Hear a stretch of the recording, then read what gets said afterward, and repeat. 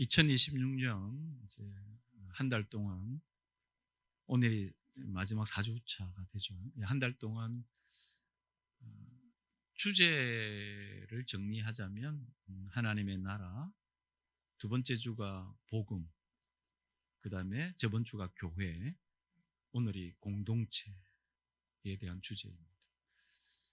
이 주제는 성경을 네 가지 주제로 정리하라라고 해도 성경은 하나님의 나라에 대해서 말하고 있다. 성경은 복음에 대해서 말하고 있다. 성경은 교회에 대해서 말하고 있다. 성경은 공동체에 대해서 말하고 있다. 이렇게 말씀드릴 수도 있겠습니다. 그래서 하나님의 나라, 복음, 교회, 그리고 오늘 마지막으로 공동체에 대해서 말씀을 나누고자 합니다. 오늘 우리가 함께 읽은 말씀은 보통 초대교회라고 알려진 이 초대교회의 모습을 설명할 때 자주 듣는, 그리고 우리가 잘 알고 있는 말씀이기도 합니다. 교회의 모습은 이래야 한다 라고 할 때에 어떻게 교회의 모습은 이래야 한다, 바로 이래야 한다는 이 부분들을 설명하기 위해서 자주 이 구절들, 오늘 우리가 읽었던 구절들을 인용하기도 하죠. 저는 먼저 오늘 말씀의 배경이 되는 상황에 대해서 우리가 좀 다시 한 번 더 기억할 필요가 있다, 이렇게 말씀을 드립니다. 예수께서 부활하신 후에 제자들에게 나타나셨습니다. 40일 동안. 그리고 제자들에게 이렇게 말씀하셨죠. 그 말씀을 사도행전 1장 4절과 5절에서는 이렇게 기록하여 두고 있습니다. 예수께서 사도들과 함께 잡수실 때에 그들에게 이렇게 분부하셨습니다. 너희는 예루살렘을 떠나지 말고 내게서 들은 바 아버지의 약속을 기다려라. 요한은 물로 세례를 주었으나 너희는 여러 날이 못되어 성령으로 세례를 받을 것이다. 이렇게 제자들에게 말씀하셨죠. 이 말씀대로 제자들은 예루살렘을 떠나지 않고 예루살렘에서 성령을 기다리며 기도하고 있었습니다. 그리고 오순절에 제자들은 성령으로 예수님께서 약속하신 것처럼 성령으로 세례를 받게 되죠. 이후 제자들을 통해 예수 그리스도께서 부활하셨다는 그 복음을 예수님을 죽인 그 예루살렘에서 제자들이 다시 증거하게 됩니다. 그리고 그 복음을 받아들인 사람들이 많이 생겨나게 되었다. 그렇게 예수의 복음을 믿게 된 그들이 모여서 제자들을 통해 계속 말씀을 듣기를 원합니다. 그리고 말씀을 배우면서 그들은 서로 사귀는 일을 하였고 또 식사도 같이 하게 됩니다. 물론 이 식사는 예수 그리스도의 식사를 따라한, 재현한 식사라 이렇게 부르기도 하죠.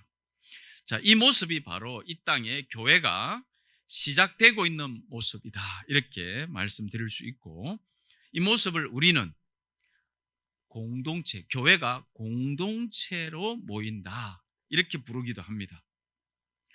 다시 말해서 교회는 모이는 공동체로 출발하였습니다 라고도 할 수 있다는 거죠. 자, 그렇다면 당시 사람들은 이렇게 공동체로 모여서, 교회는 공동체로 모여서 무엇을 어떻게 했을까, 이렇게 접근해 볼 필요가 있습니다. 그들은 모여서 뭘 했나? 그럼 교회는 모여서 뭐 하는 것인가? 뭐 하는 것인가? 이런 질문이라는 거죠. 2장 44절부터 우리가 읽었는데, 믿는 사람들은 모두 함께 지내고 모든 것을 공동으로 소유했다. 그들은 재산과 소유물을 팔아서 모든 사람에게 필요한 대로 나누어 주었다. 그리고 날마다 한 마음으로 성전에 열심히 모이고 집집이 돌아가면서 빵을 떼며 순전한 마음으로 기쁘게 음식을 먹고 하나님을 찬양하였다. 이 말씀을 이제 우리가 읽고 들으면서 사람들은 어떤 생각을 하게 될까? 이렇게 물어본다면 어떤 사람들은 교회가 공동체로 모인다고 했었을 때에 자신들의 재산과 소유를 팔아서 필요대로 다 나누어 준다면 이득 아닌가? 이득 아닌가? 뭐 나는 별로 없는데 없는 나에게 필요를 가득 채워준다? 교회가 그런 곳이라면 굉장히 이득이 아닐까? 또는 나는 재산과 소유가 많은데 이걸 팔아야 되나? 그렇다면 나는 이게 가능한가? 이렇게 생각을 할 수도 있을 것 같아요.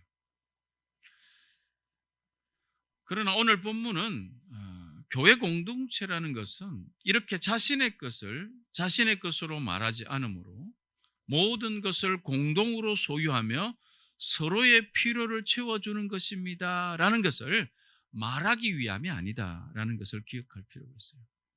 그러니까 교회 공동체를 이해할 때에 특정한 부분에 꽂히는 것, 그 특정한 부분이 모든 것을 공동으로 소유하고 자신의 소유를 팔아서 나눠주고 여기에 꽂힘으로 교회는 이래야 되는 것이다 라고 단정 짓거나 또 미리 오해하는 이런 본문을 잘못 이해함으로 결과적으로 교회 공동체를 잘못 이해하는 것일 수 있다라는 사실입니다.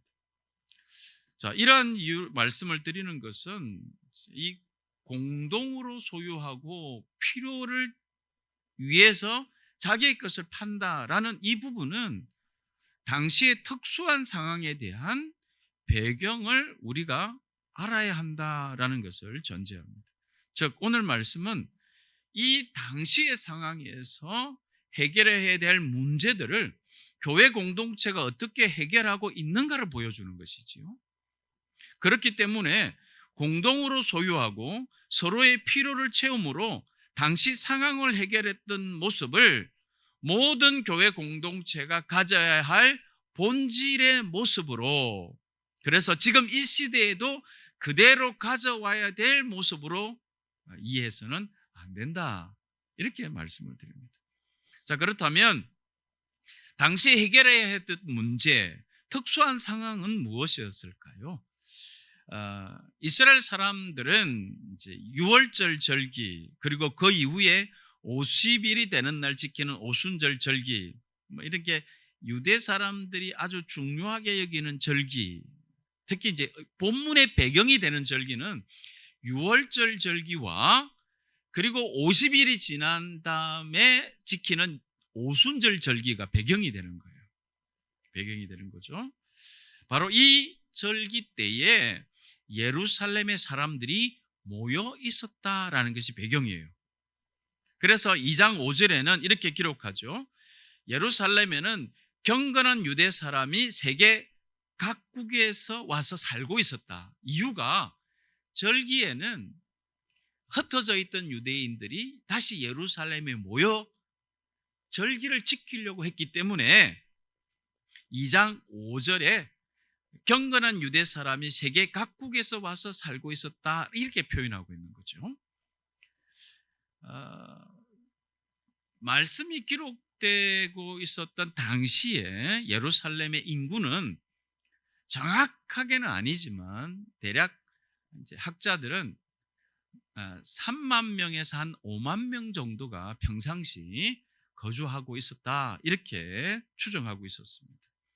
그런데 이제 이 절기를 지키는 시즌이 되면 세계 각국에 흩어져 있던 유대인들이 예루살렘으로 모이는 거죠. 이렇게 세계 각지에 흩어져 있던 유대인들이 예루살렘으로 모이게 되면 평상시 3만 명에서 한 5만 명의 인구가 수십만 명으로 늘어나게 되고 많게는 100만 명 정도까지도 있었다, 이런 기록이 있습니다. 그래서 절기가 되어지면 예루살렘의 인구는 수십만 명에서 많게는 100만 명까지 불어난다, 이렇게 이해할 수 있다는 거죠. 자, 이렇게 되면 어떤 문제가 발생하겠습니까? 제 생각에는 이렇게 평상시에 한 3만 5만 명에다가 이렇게 있다가 갑자기 수십만 명 또는 뭐 100만 명까지 인구가 이렇게 확 늘어나게 되어지면 가장 큰 문제 중에 하나라고 여겨지는 게 이 숙식 문제일 겁니다. 숙식 문제. 그래서 이렇게 모여든 수많은 순례객들은 각자의 형편에 따라 친척집이든지 여관이든지 자신들이 묵을 수 있는 방을 찾아야 했습니다. 그리고 이 절기 때는 예루살렘에 거주하는 사람들이 방이 있는 사람들은 문을 열어줬습니다. 그리고 옥상도 내주고 했다고 합니다. 자, 이렇게까지 할 수 없다면 빈방이 있는 일반 집이나 회당에 딸린 건물, 친척집, 여관 이렇게 묵을 수 있는 곳을 더 이상 찾을 수 없었던 사람들은 예루살렘 주변에다가 텐트를 치면서 절기를 지키는 이러한 불편을 감수하면서 그들은 모였습니다. 오늘 우리가 읽은 말씀은 이렇게 많은 사람들이 예루살렘에 와서 빈방이든 어디든 어떻게든 숙소를 해결하고 오순절이라는 절기가 지나므로 각자가 집으로 돌아가야 할 바로 그 타이밍에 일어난 상황입니다. 사람들이 이제 돌아가는 상황이란 말이에요. 그런데 대략 3,000명 정도 되는 사람들이 예수 그리스도에 대한 복음을 듣고 그리스도인이 되는 거예요. 그리고 그들은 어떤 결정을 하냐면 각자의 집으로 돌아가기보다는 사도들의 가르침을 더 받기 위해 스스로 예루살렘에 머물기로 결정합니다. 언제까지라는 기약도 없이 복음의 말씀과 성령의 역사하심 아래 더 머물고자 결심했던 거죠. 이러한 상황은 이들에게 현실적인 문제에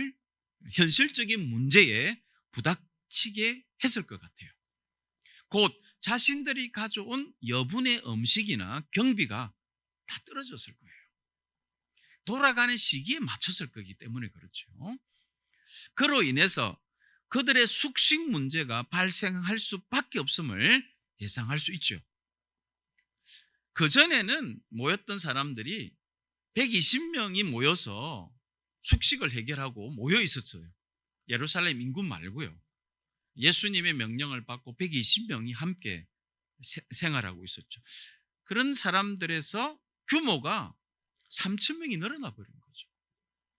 그러니까 120명이 먹던 장소, 숙식이 3,000명을 어떻게 해결해야 될까? 이런 현실적인 문제가 초대 교회가 부닥쳤던 실질적인 문제가 되었던 거예요.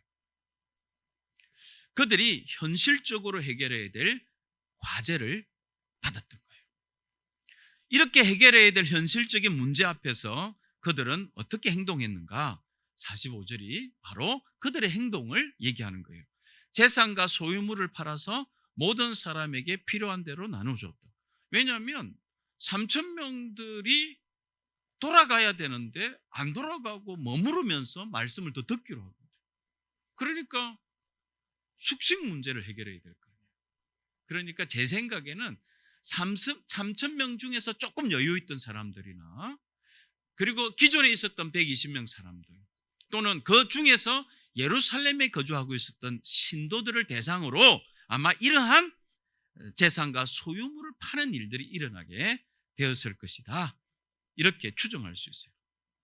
곧 그들은 자신들이 가진 것들을 나누는 것으로 발생한 문제들을 해결하기 시작했다라는 거예요. 그것밖에 해결 방법이 없기는 했었던 것 같아요.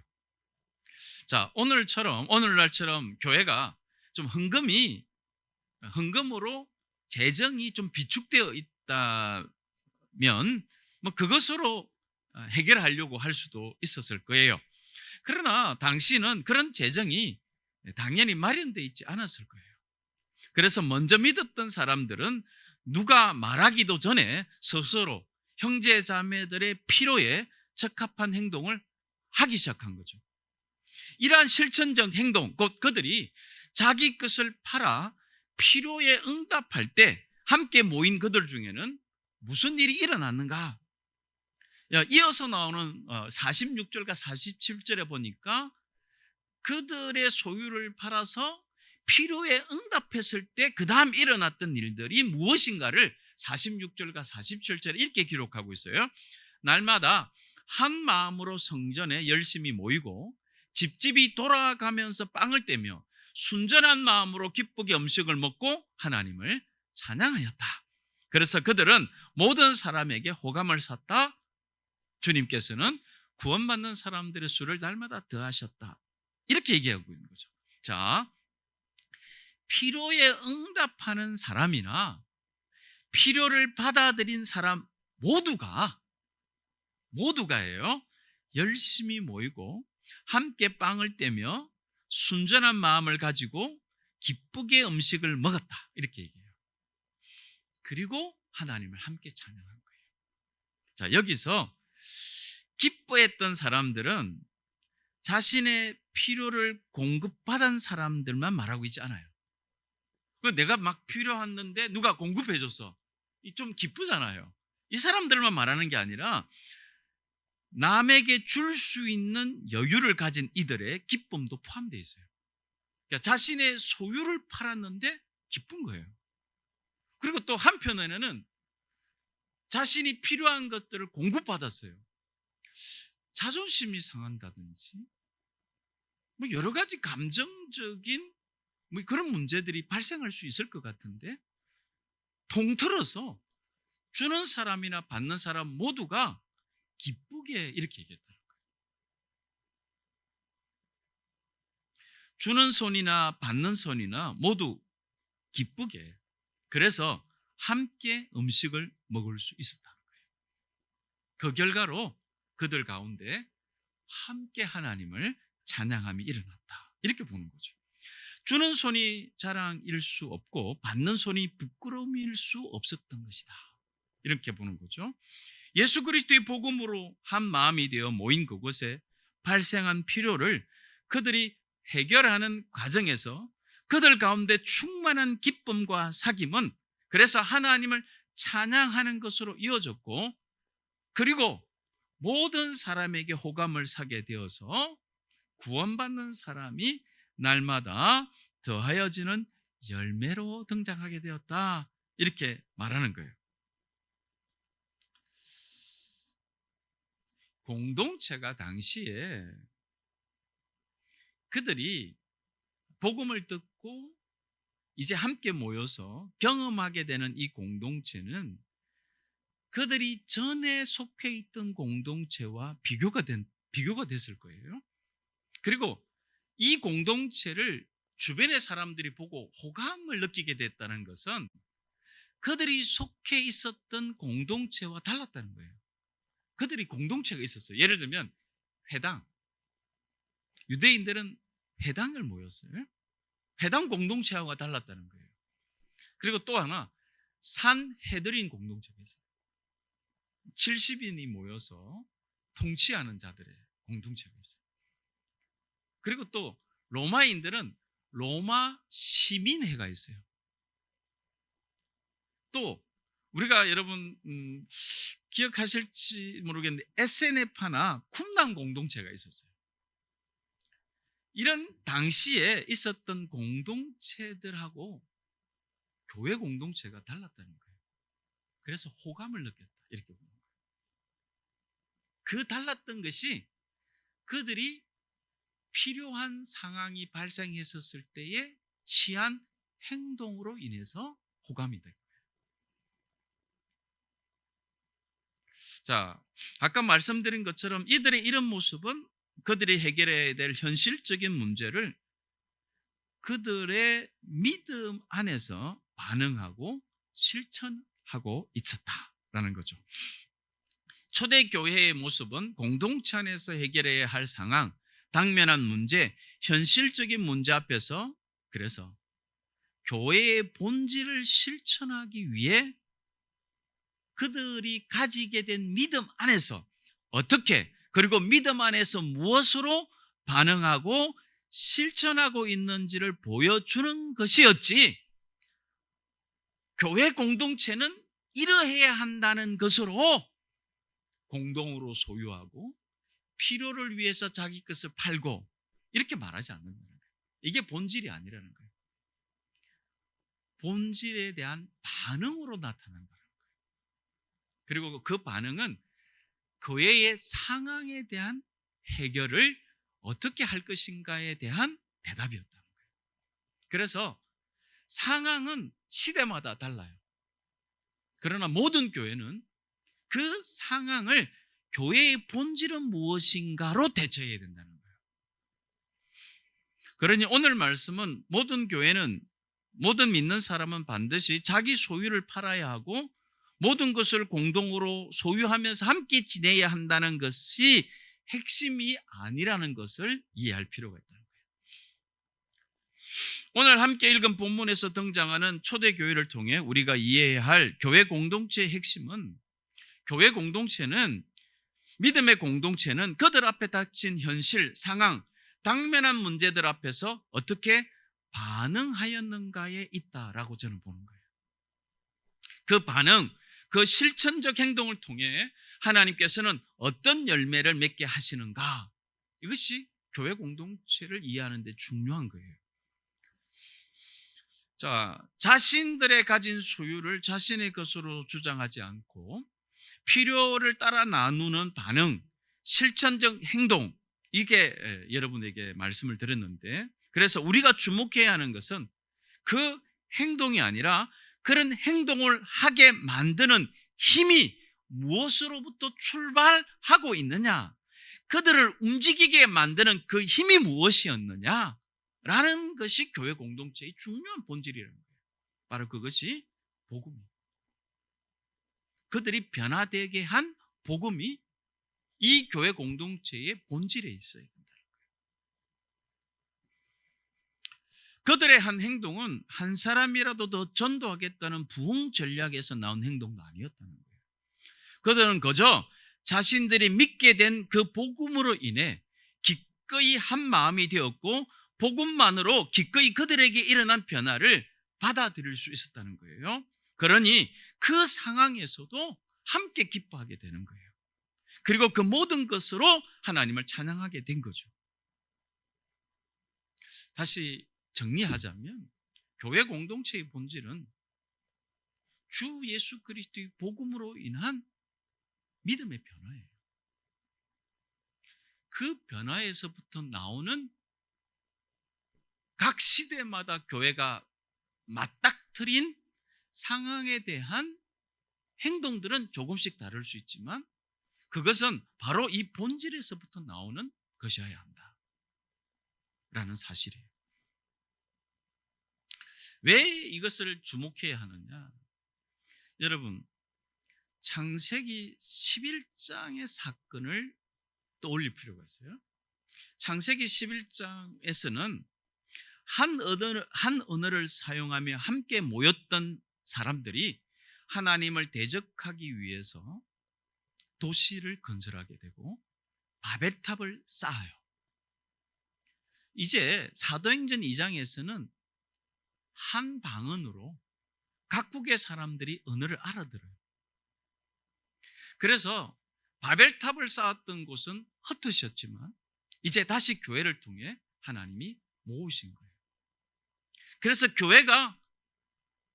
교회를 통해 쌓는 것은 바벨탑이 아니라 하나님의 나라를 쌓는 거예요. 이렇게 다시 흩어졌던, 하나님을 대적하면서 흩어졌던 사람들을 하나님은 교회를 통하여 다시 한 공동체로 모이게 되는 역사가 바로 사도행전 2장의 역사예요. 그래서 교회 공동체는 교회의 본질을 통해 드러나는 것이 뭐냐? 하나님의 나라를 바벨탑 대신에 쌓는 거예요. 복음으로 인해서 일어난 것을 함께 공동으로 고백하는 거예요. 우리가 한 형제 자매임을 부끄러워하지 않게 되는 거예요. 이들을 통해서 하나님은 흩어졌던, 하나님을 대적함으로 흩어졌던 사람들을 다시 한 자리로 부르셔서 하나님을 예배하게 하는 하나님의 창조시에 계획하셨던, 보시기에 심히 좋으셨던 사건의 회복을 교회 공동체를 통해 오늘 이루어 가신다라고 확신하는 거죠. 이것이 교회 공동체의 본질을 이해하는 중요한 내용입니다. 내가 믿고 있는 이 복음의 능력이 설명되어지고 경험되어지고 확인되어지는 것이 바로 교회 공동체라는 거예요. 믿는 이들이 이 세상에서 하나님 나라 백성으로 살아감에 있어 마주하는 수많은 문제들 앞에 우리는 어떻게 반응해야 하는가를 우리는 교회 공동체를 통해 경험하며 배워야 해요. 이런 교회 공동체를 통해 세상은 하나님의 나라를 보게 되어야 하는 것. 이것이 하나님의 뜻이에요. 하나님의 뜻이에요. 우리는 하나님 앞에 개인적이에요. 물론 하나님 앞에라는 말을 쓰지 않더라도 우리 한 사람 한 사람은 독립되고 또 개별적인 존재인 것은 사실이에요. 그러나 기억하셔야 돼요. 교회 공동체는 개인을 개별이라 이렇게 보지 않아요. 개인 자체를 공동체로 봐요. 왜냐하면 하나님이 함께하는 사람이기 때문에 사람은 하나님과 함께하는 공동체로 이해하시는 거예요. 그래서 교회 공동체에서 사람을 어떻게 보느냐? 공동체로 보는 거예요. 그가 하나님과 함께 살고 있다라고 보는 거예요.